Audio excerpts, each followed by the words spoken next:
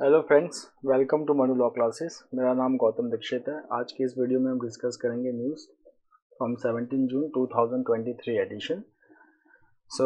आज के न्यूज़ में जो हमारा एक फोकस होगा वो होगा ईरान न्यूक्लियर डील के बारे में।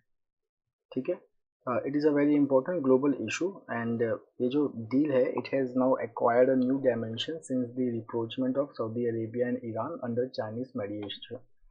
तो इसके बारे में हमने पहले भी पढ़ा हुआ है। तो आज हम यहाँ पे देखेंगे कि एक जो नया जो डील की तरफ जो बात जा रही है, एग्रीमेंट की तरफ बात जा रही है, how it is going to help Iran. That will be an important issue. Okay, after that we will be studying some news related to defense, especially about the integration of all the three services, that is tri services। तो उसको हम कैसे करेंगे stage by stage. जो पहला stage है उसके बारे में आज डिस्कशन हुआ है। इंडिया का जो ट्राई सर्विसेज कमांड है, the only tri services command, that is Andaman and Nicobar Island Command। Okay, और जो चीफ डिफेंस सर्विस CDS जो होते हैं इनका जो मेन रिस्पॉन्सिबिलिटी है that is about creating integrated theatre commands for our defence forces. Okay, तो ये आज हम थोड़ा सा समझने की कोशिश यहाँ पे करेंगे। So let's start with the news. Now as you can see the first news is about the union ministers house torched by mob in Imphal.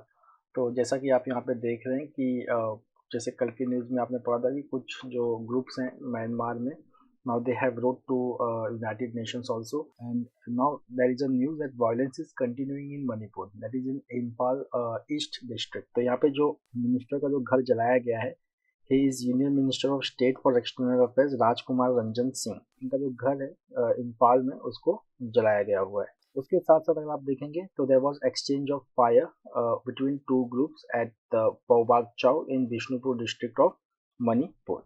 Now the next जो इंटर रिलेटेड न्यूज़ है इससे रिलेटेड एक तो ये है that politician faces sedition case over opinion column. तो यहाँ पे क्रिमिनल केस फाइल हुआ है against the IPF adviser Jagat Thombam for writing an opinion column blaming Mantri Pukhri Assam rifle unit for the crisis. तो यहाँ पे इनका कहना है कि जो असम राइफल्स यूनिट है it is supporting the Kuki militant in this area.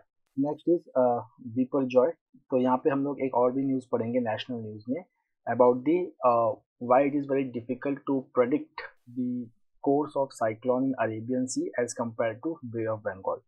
Fine, तो उस न्यूज़ में ऐसा है कि जो बे ऑफ बंगाल है इसकी फ्रीक्वेंसी जो है यहाँ पे जो साइक्लोन की फ्रीक्वेंसी है वो एज कम्पेयर टू अरेबियन सी बहुत ज़्यादा है। Okay, but predicting the course of cyclone in Arabian Sea is very difficult. So we will see that reason also.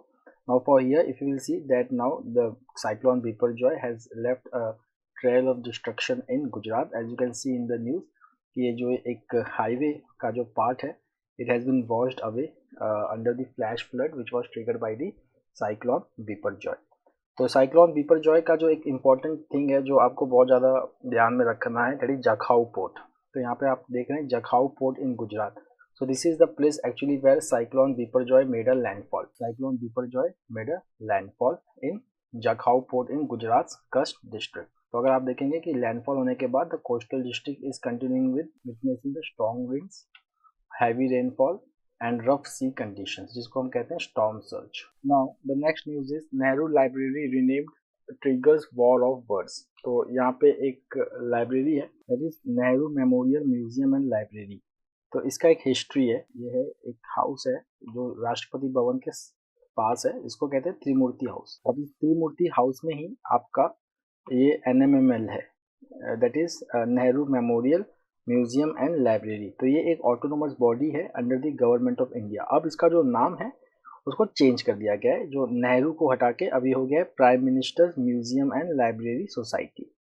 Fine, तो ये आपको पहला जो चीज़ याद रखना है कि that Nehru memorial museum and library का नाम क्या होगा, prime ministers museum and library society. Fine, तो इसका नेम चेंज हो गया है। अब ये कहाँ पे है, ये है त्रिमूर्ति हाउस में। अब त्रिमूर्ति हाउस का सिग्निफिकेंस क्या है, Trimurti house it was the residence of prime minister Jawaharlal Nehru. ठीक है, जो हमारे फर्स्ट प्राइम मिनिस्टर थे after India became independent.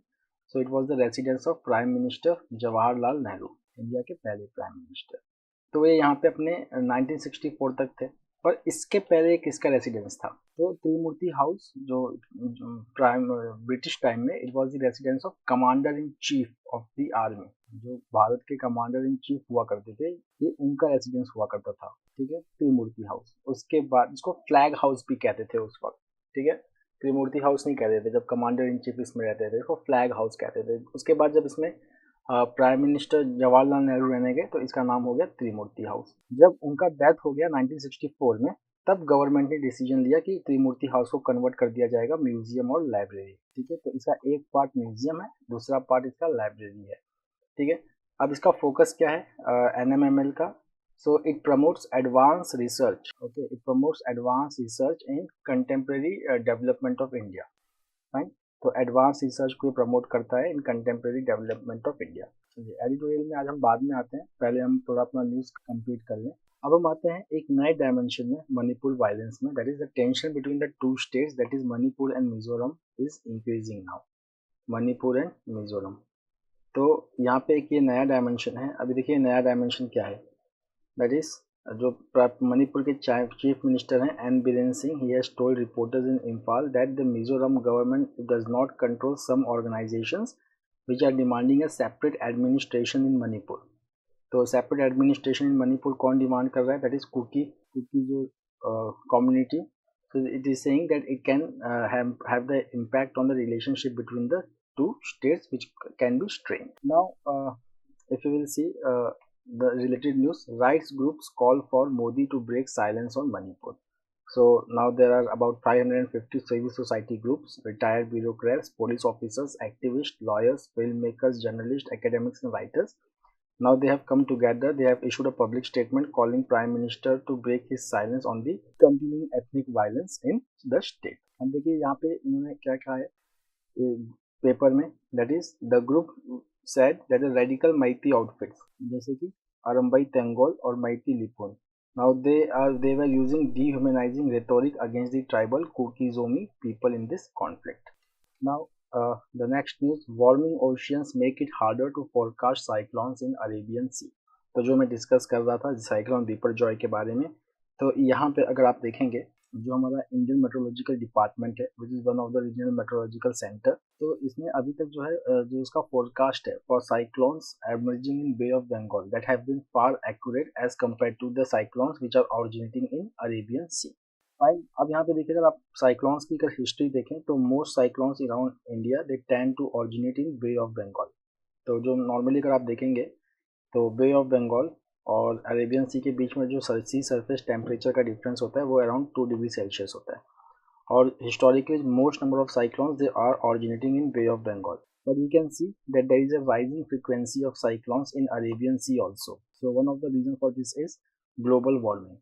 So because of global warming, the sea surface temperature is increasing, and now Arabian Sea is also witnessing higher number of cyclones. Not as compared to Bay of Bengal, but it's still the number of cyclones in Arabian Sea has increased. अब हम यहाँ पे देखते हैं बिपरजॉय का एक example लेते हैं। अब देखिए IMD ने पहले फोरकास्ट किया था कि जो साइक्लोन बिपरजॉय है it will move away from the Gujarat coast and it will dissipate into the sea and it will not reach land in either Kutch और इन पाकिस्तान। बट 15 तारीख को इसने जाखाऊ पोर्ट पे लैंड किया। उससे जस्ट 4 दिन पहले जून 11 को फिर से IMD ने अपना फोरकास्ट चेंज किया और कहा कि इट विल स्ट्राइक इंडिया। अब अगर हम इसको कंपेयर करें साइक्लोन मोचा से, ठीक है, जो लास्ट मंथ आया था बे ऑफ बंगाल में, तो वहाँ पे मई 9 को IMD ने फोरकास्ट कर दिया था कि that cyclone Mocha, which is originating in South Andaman Sea, it will recurve and it will move towards Bangladesh Myanmar coast, और हुआ भी वैसे that it made landfall on May 14th between Cox's Bazar in Bangladesh and Sittwe in Myanmar. उसके बाद अगर आप देखें cyclone Yaas in 2021, cyclone Mandous in December 2022 and cyclone Gulab in September 2021. These are all the cyclones which have originated in Bay of Bengal and they have made landfall. तो इनका जो path था वो IMD ने बहुत एक्यूरेटली 4 दिन पहले predict कर दिया था कि this is the path which this cyclone Gulab, cyclone Yaas, cyclone Mandous they are going to follow, fine. But अगर हम बात करें अरेबियन सी का, तो जैसे बिपरजॉय, साइक्लोन तौकते, इन्होंने हमेशा एक सरप्राइज दिया है IMD को। इन्होंने हमेशा अपना पाथ जो है बदला है, या आप ये कह सकते हैं कि इनके बात को ठीक से आईएमडी ने प्रेडिक्ट नहीं कर पाए। Now coming to the regions, now see the Arabian Sea cyclones जो हैं historically they have been fewer because of relatively colder sea surface temperature. Relatively मतलब ये बे ऑफ बंगाल से कंपेयर कर रहे हैं। अगर आप देखेंगे that 48% of the cyclones in Arabian Sea they have never reached land, okay, but अब बे ऑफ बंगाल का देखेंगे तो ये परसेंटेज खाली 13% है। उसके बाद अगर आप देखें जो साइक्लोन का पाथ होता है वो कैसे डिटरमाइन किया जाता है, that is based on steering wind. Steering winds क्या होता है, ये अब एटमॉस्फेयर के अपर लेयर का एक विंड होता है, वो साइक्लोन के डायरेक्शन को इन्फ्लुएंस करता है, तो इसको हम कहते हैं स्टीयरिंग विंड्स। तो स्टीयरिंग विंड्स जो होता है it influences the direction and recurving of cyclone. और जो हीट होता है within the ocean layers it determines the strength and duration of cyclones. ठीक है, तो अगर आप देखें दो चीजें इससे आपको पता चलती हैं कि एक होता है डायरेक्शन, दूसरा होता है स्ट्रेंथ। तो डायरेक्शन हमें कैसे पता चल रहा है, डायरेक्शन को कौन इन्फ्लुएंस कर रहा है, तो वो होता है आपका स्टीयरिंग व्हील्स। और स्ट्रेंथ, तो स्ट्रेंथ के केस में आपका हो जाएगा हीट। तो यहाँ पे अगर आप देखेंगे कि आईएमडी के प्रेडिक्शन मॉडल में जो हीट है that is better captured, but जो स्टीयरिंग व्हील्स का पाथ है that is not better captured. So that is also one of the reason that why it is difficult to forecast the path of cyclones in Arabian Sea. उसके बाद अगर आप Arabian seize के बारे में अगर बात करें तो Arabian Sea has a much deeper up to 40 meters layer of warm water compared to Bay of Bengal, and many times these subsurface values are not captured in the prediction model, and that's why strength and speed of cyclones are not accurately captured in the advance. So this is one of the reason given by the scientist. अब एक next news देते हैं international year for millets. तो देखेंगे अगर आप year 2023 it has been declared as the International Year of Millets after a proposal was brought by India and it was endorsed by United Nations Food and Agriculture Organization। ठीक है, तो United Nations का जो food and agriculture organisation है, so it is the specialised agency of United Nations, specialised agency of United Nations. Second जो इसका headquarter है food and agriculture organisation का वो है रोम में। ठीक, और रोम में ही हेडक्वार्टर है आपका वर्ल्ड फूड प्रोग्राम का, which is one of the largest humanitarian programme in the World Food Programme, जिसके डायरेक्टर जनरल हैं डेविड बेस्ली। अब देखिए, अब मिलेट्स जो हार्ड सीरियल्स होते हैं, कोरस सीरियल्स होते हैं लाइक बाजरा, जवार, रागी एक्सेट्रा, तो इसको इंडिया प्रमोट कर रहा है। India is one of the largest producer of millets. इस बजट में that is the budget of 2023-24 millets को हमने क्या नाम दिया है, that is called as Shri Anna. अब मैंने आपको बता दिया है कि India is the largest producer of millets. उसके साथ साथ Indian Institute of Millet Research है हैदराबाद में, Indian Institute of Millet Research which is in Hyderabad, तो इसको सेंटर ऑफ एक्सेलेंस का दर्जा दिया गया है। अब मिलेट को प्रमोट करने के लिए देखिए, अब गवर्नमेंट तो अपने तरफ से सारी चीज़ें ले रही है, एफर्ट्स ले रही हैं सप्लाई साइड से। अब डिमांड साइड पे भी काम करना होगा, लोगों के बीच में भी प्रमोट करना पड़ेगा मिलेट्स का क्या इंपॉर्टेंस है, न्यूट्रिशन वैल्यू मिलेट्स का क्या है। ठीक है, अब उसके लिए देखिए गवर्नमेंट क्या कर रही है। सो यहाँ पे नौसी prime minister Narendra Modi he has collaborated with Grammy award winning Indian American singer Falguni Shah to promote the benefits of millets and their potential to alleviate world hunger। अब गाने का नाम क्या है, गाने का नाम है Abundance in Millet Song that has been performed by singer songwriter Falguni Shah and her husband and singer Gaurav Shah and this was released on June 16, मतलब कल। अब हम यहाँ पे वर्ल्ड हंगर की बात कर रहे हैं, तो अगर मान लीजिए कि यही पैसेज अगर उठ के आ गया तो इसके बेसिक इंफॉर्मेशन तो मैंने आपको दे दिए। फाइन, अब यहाँ पे वर्ल्ड हंगर, तो यहाँ पे हम हंगर की बात कर रहे हैं, तो यहाँ से आपसे क्वेश्चन पूछा जा सकता है कि भाई कौन सा ऐसा सस्टेनेबल डेवलपमेंट गोल है which talks about ending hunger. So it is sustainable development goal. अब हम आते हैं Modi Biden to talk on Ukraine war and Indo Pacific situation. ठीक है, अब ये दोनों ही मुद्दे जो हैं वो वर्ल्ड के सबसे चैलेंजिंग मुद्दे चल रहे हैं अभी। ठीक है, एक है आपका रशिया यूक्रेन क्राइसिस खुद, जिसकी वजह से बहुत ज़्यादा प्रॉब्लम हो गया है वर्ल्ड में। अब आपने कुछ दिन पहले पढ़ा होगा कि यूरोपियन यूनियन में रिसेशन आ गया है, उस रिसेशन का कारण क्या है, रशिया यूक्रेन क्राइसिस। अब आपने कुछ दिन पहले एक्सपोर्ट डेटा भी पढ़ा होगा कि भाई इंडिया का एक्सपोर्ट जो है वो श्रिंक कर रहा है। ठीक है, लगातार श्रिंक कर रहा है, तो उसका भी रीज़न क्या है कि भाई एक्सटर्नल मार्केट में इंडियन प्रोडक्ट्स या किसी भी कंट्री के प्रोडक्ट्स का डिमांड कम हो गया है because of rising inflation, tight monetary policy etcetera. तो somewhere it is related to Russia Ukraine crisis. Second क्या है, इंडो पैसिफिक सिचुएशन, तो यहाँ पे भी चाइना का राइज है।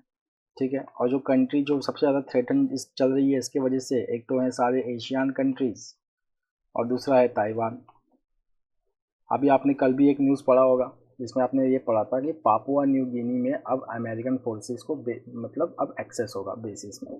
ठीक है, तो ये सब क्यों हो रहा है? To counter China's rise in Indo Pacific region. Now India and US together they are members of Quad, that is quadrilateral security dialogue. अब इसमें 4 कंट्रीज आती हैं जैसा कि आप जानते होंगे। ये 4 कंट्रीज कौन कौन सी हैं? तो ये 4 कंट्रीज हमारी हो गई इंडिया, यूएस, जापान, ऑस्ट्रेलिया। ठीक, इसका भी जो फोकस है वो फोकस यही है इस ग्रुपिंग का कि जो हमारा इंडो पैसिफिक रीजन है वो it should be open, transparent and inclusive. ठीक है, अब हम आते हैं यूक्रेन वॉर के ऊपर। तो यूक्रेन वॉर के ऊपर अगर आप देखेंगे तो इंडिया ने अभी तक वेस्टर्न सैंक्शंस को ज्वाइन नहीं किया है। ठीक है, उसके बाद कुछ दिन पहले जेक सुलिवन जो नेशनल सिक्योरिटी एडवाइजर है उन्होंने कहा भी था कि हमें इस चीज़ के साथ काम करना पड़ेगा। भले India is not a part of sanction but we have to work with India. Fine. तो अब जो मीटिंग होने वाली है हमारे प्राइम मिनिस्टर और यूएस प्रेसिडेंट जो बाइडेन के बीच में नेक्स्ट वीक, ये बहुत ही इंपॉर्टेंट मीटिंग होगा। जब ये मीटिंग होगा तो हम लोग बहुत लेंथ में इसको डिस्कस करेंगे क्योंकि इसके आउटकम्स जो हैं वो इम्पॉर्टेंट सिर्फ हमारे देश के लिए भी नहीं है, हमारे एग्जाम के लिए भी बहुत इंपॉर्टेंट होगा वो। ठीक है, so now the first is obviously the Russia Ukraine war, especially the impact of the conflict will be a priority conversation. Okay, because now see, now India it has maintained a neutral position over the war in Ukraine and has taken energy ties with Russia to an unprecedented level despite stiff opposition from the G7 countries. Then if you will see, the next will be Indo-Pacific. Now the next is focus क्या होगा यहाँ पे? ठीक है, ठीक है, अब देखिए फोकस होगा fine tuning the American regulatory system to turn it into enabler of critical and emerging technologies like AI, high power computing, quantum computing that are part of ICET. ICET क्या है? US India initiative on critical and emerging technology. तो कुछ दिन पहले मैंने ये news भी आप लोग के साथ डिस्कस किया था कि that India and US now they are looking to have a stable semiconductor supply chain. ठीक है, तो this are all part of ICET. अब उसके बाद हम यहाँ पे बात करते हैं जहाँ ये जो है कि India has taken energy ties with Russia to an unprecedented level. तो इससे रिलेटेड एक न्यूज़ है, उसको हम कहते हैं लैंडमार्क। तो फिनलैंड का एक रिपोर्ट था, उसने कहा था कि भाई 5 कंट्रीज ऐसी हैं जिसमें इंडिया सबसे टॉप पे है। Those are landmark. अब ये क्या होता है? These are the countries which are buying the Russian crude oil, then processing it and then selling it to European countries. ठीक है, तो this 5 countries have been termed as landmark. तो इसमें इसमें इंडिया है, चाइना है, यूएई है, ठीक है, टर्की है। तो ये सारे कंट्रीज इसमें लैंडमार्क के पार्ट हैं। यूरोपियन यूनियन ने एक प्राइस कैप इम्पोज किया है रशियन ऑयल पे $60 का। ठीक, तो कहीं ना कहीं ये जो मैकेनिज्म है कि इन 5 कंट्रीज ने रशिया से ऑयल लिया चीप प्राइस पे, प्रोसेस किया और उसको यूरोपियन कंट्री को बेच दिया। तो इफेक्टिवली यूरोपियन कंट्रीज इसको इस तरीके से देख रहे हैं कि effectively this European countries are bypassing this $60 price cap imposed by European Union itself. Now the next news is a common assessment system mooted for all defense officers. तो यहाँ पे देखेंगे कि now there will be a common annual confidential report beginning first with seniors. तो it is a part of creating integrated theater commands. Integrated theater commands का मतलब there is jointness and integration of 3 armed forces.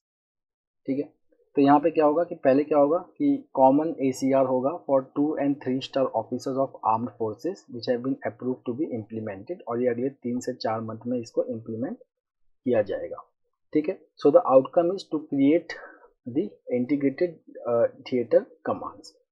Fine. So this is the first step before the creation of theater commands that the Chief of Defence Staff is tasked to create. तो Chief of Defence Staff अभी currently जो है अनिल चौहान है, इनसे पहले general Bipin Rawat थे। Fine, तो यहाँ पे क्या है कि presently for posting in combined or tri services appointment the selection system is based on parameter service specific which are service specific. ठीक है, बट अब यहाँ पे क्या होगा कि सर्विस स्पेसिफिक पैरामीटर्स न लेके कॉमन एनुअल कॉन्फिडेंशियल रिपोर्ट जो होगा वो एक कॉमन स्टैंडर्ड्स होंगे। फाइन, ये होगा आगे।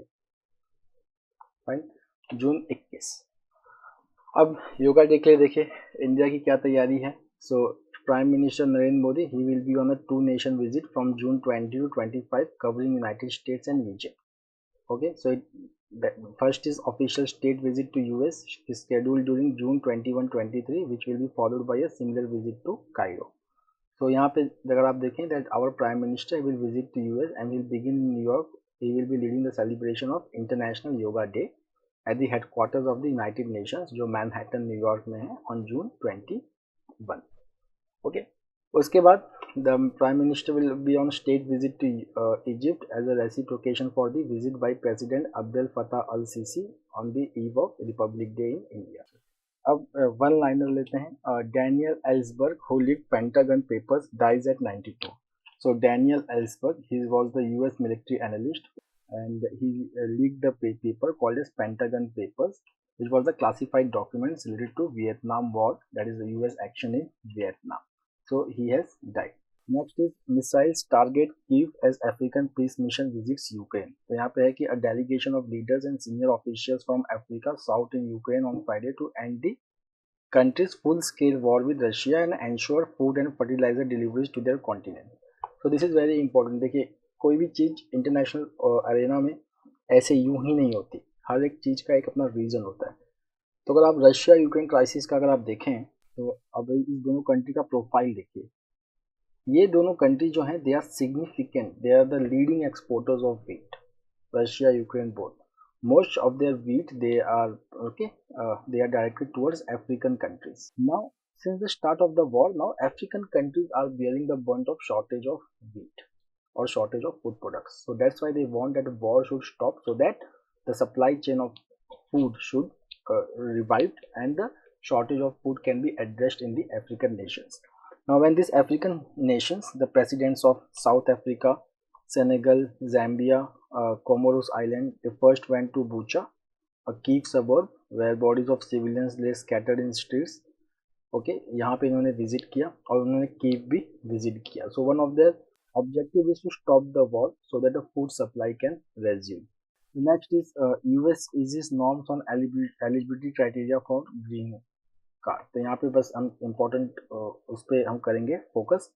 See, the guidance issued by US Citizenship and Immigration Services, that is USCIS, regarding the eligibility criteria for initial and new renewal applications for employment authorization document in compelling circumstances is expected to help thousands of Indian technology professionals who are in long wait for getting the green card.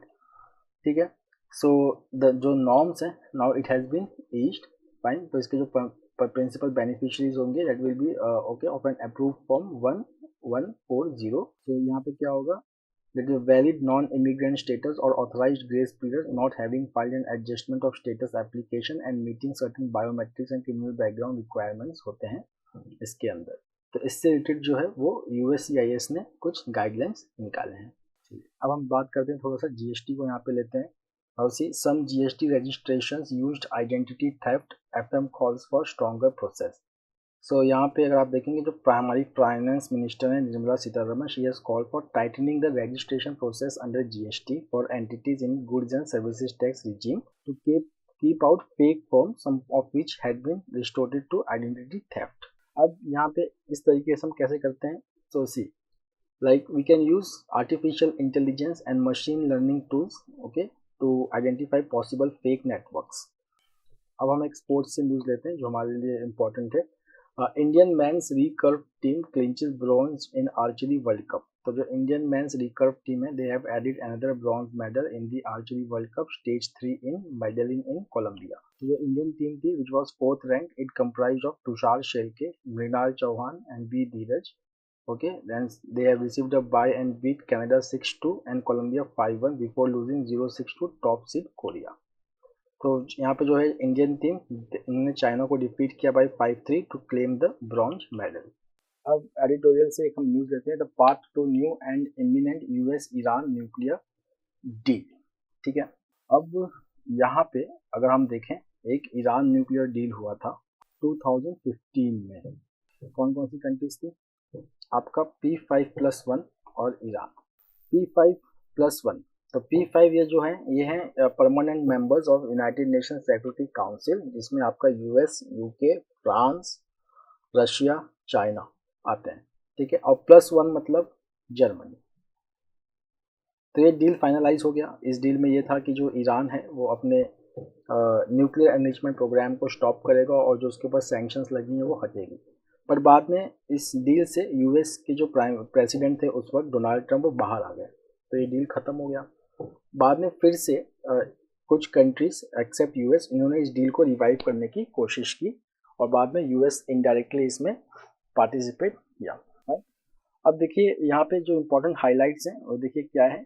जो अयतुल्ला Khamenei है, who is the supreme leader of Iran, fine. So he has said that he did not call for the revival of the earlier agreement, मतलब 2015 का agreement, but sought a new one which would ensure that Iran's nuclear infrastructure remain in place. उसके बाद उन्होंने कहा है कि Iran has no interest in nuclear weapon and it will cooperate with International Atomic Energy Agency inspectors. तो International Atomic Energy Agency जो है, it is a watchdog of nuclear programs across the world. It is headquartered in Vienna. अब देखिए इस deal जो लगभग होने वाली है, अब देखिए इसको क्या है, इसको कहते हैं मिनी एग्रीमेंट। यहाँ पे है कि दैट इस एग्रीमेंट की हाइलाइट्स देखिए क्या है। Iran will freeze its nuclear enrichment at 60%, then it will not attack US military contractors in Syria and Iraq, and then it will improve cooperation with IAEA inspector. The next, it will not provide ballistic missile to Russia, and Iran will also release the 3 US citizens in its custody. तो Iran को इतना काम करना है इस mini agreement में, ठीक है। ये 2015 का एग्रीमेंट नहीं है। जो एग्रीमेंट जो डिस्कस इस करंटली हो रहा है ये वो एग्रीमेंट है। आगे चलते हैं। यूएस को भी कुछ प्लेज करना पड़ेगा। यूएस ईरान के ऊपर सैंक्शंस लगे हैं which is economically having it is having a very high toll economically.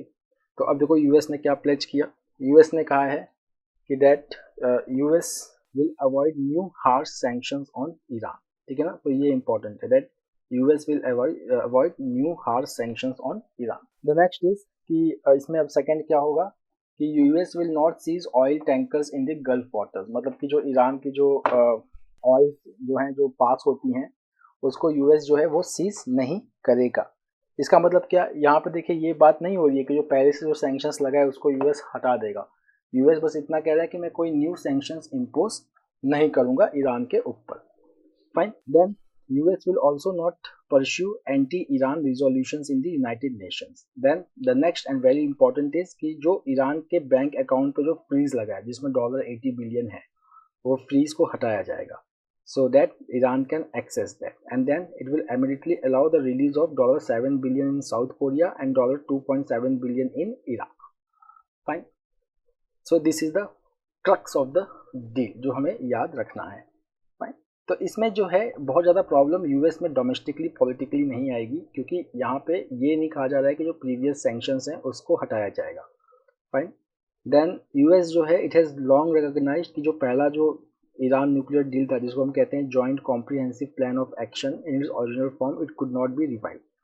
So in US now there were now demands for broader agreement that would address Iran's development of ballistic missiles.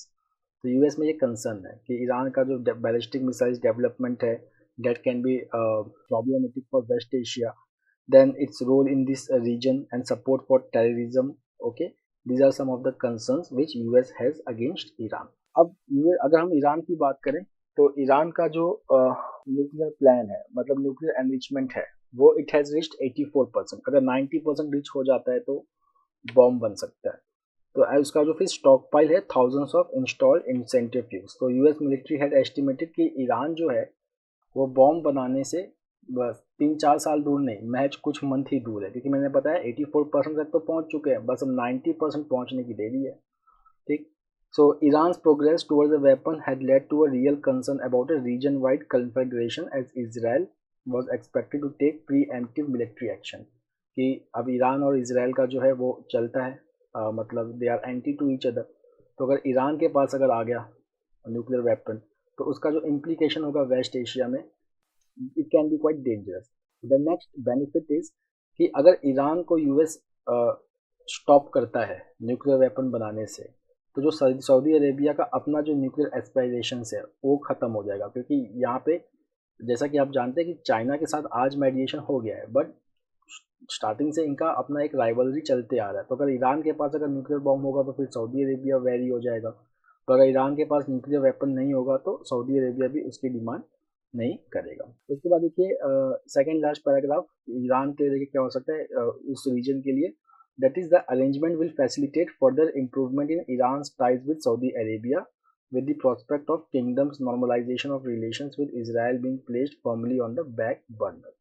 So Iran also retains the option of continuing to expand its political and economic ties with Russia and China. So friends, that's all for today. So we will meet next week again with a daily Hindu analysis. Till then, have a nice time. Take care. Thank you.